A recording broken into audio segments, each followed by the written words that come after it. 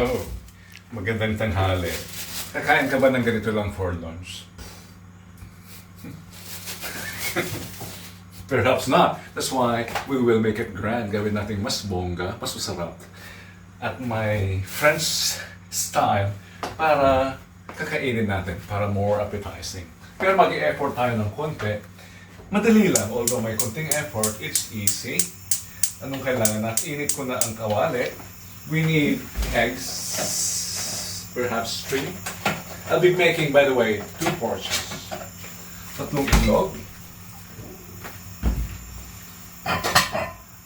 This can be served as merienda, pero ito ay savory. Hindi ito kagaya ng matatamis na sandwich natin.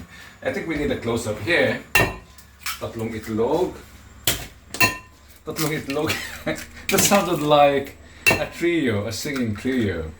Tingnan kadami, oh, ganyan kadami. That much. And this is my own recipe. I'll be adding same volume of milk. Kung gaano karami ng egg, ganun din yung milk. Ganyan.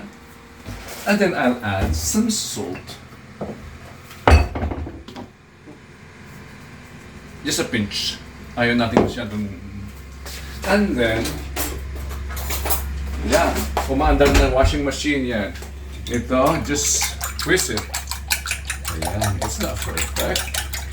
Pero, masarap ito. Maglinis tayo ng konti para maganda sa screen. Yeah, to make it also presentable on screen. Some housekeeping. For the meantime, we can grease our pan. Kunting mantikilya lang sa pan. We need a close-up for this. Kunting mantikilya lang. That will do the job para hindi siya didikit. Okay. Now, what we do is simply immerse this slice of bread. We need a better close-up for this one. Just immerse. Ganyan din yan. I need a better instrument or instrument bang tawag yan? Ano yan? Aparato? Utensil? Yeah. Look, ang apoy natin ganun tong konti. Medium low.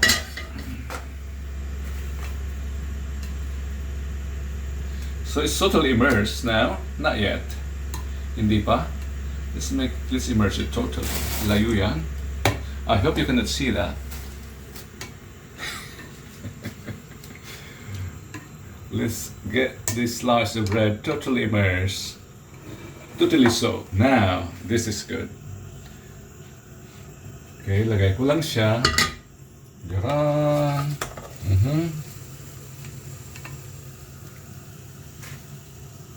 Ganyan.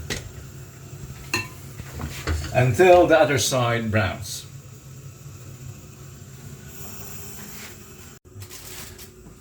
And you know, habang naghihintay tayo dun sa dalawa, pwede nating i-prep o i-prepara yung naiiwan, the remaining 2 slices. We need a close-up for this.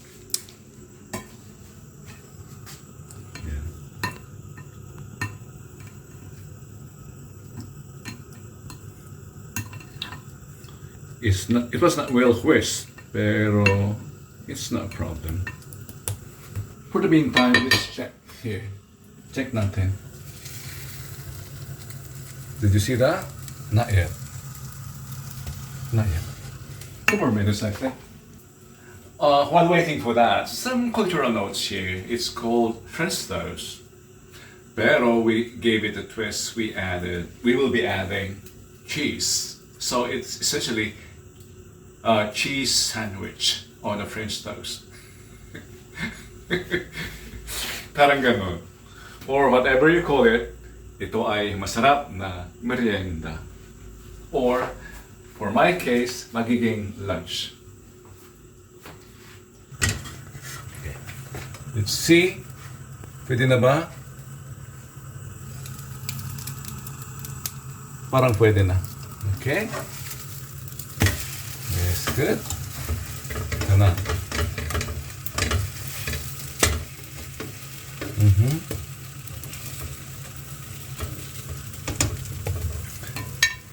Ito.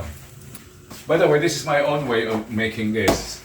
Habang yan ay mainit pa, yung that side, I'll place this cheese slice para the heat will melt it. I can even turn this now to use the heat. Yeah. It may not look presentable, but just wait. Give me some time. And then, pwede natin gamitin itong isa, this one.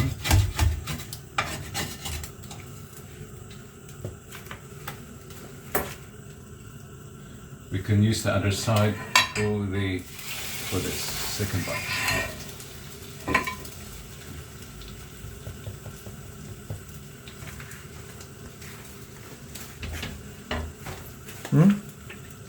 Let's check the other side. Hindi pa.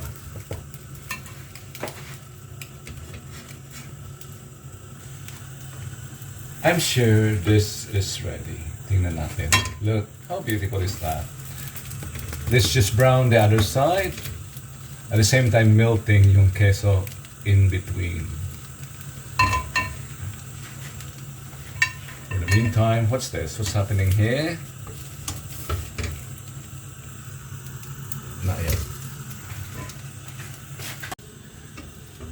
I just turned this, and we'll do the same.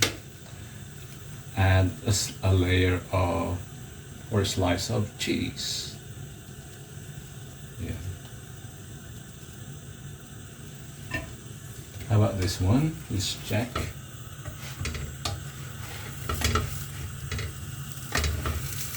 This is ready.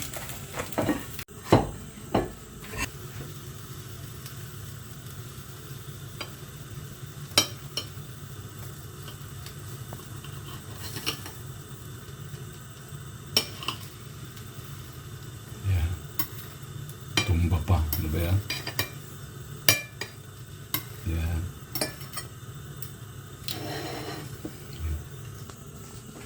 Ayan, ang ating French toast with cheese.